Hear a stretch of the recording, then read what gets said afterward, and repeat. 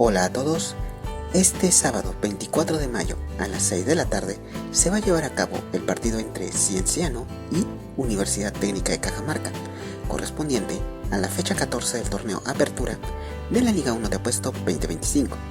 El escenario será en el estadio Inca Garcilaso de la Vega, ubicado en Cusco. Esperemos de que haga un excelente partido y que gane el mejor.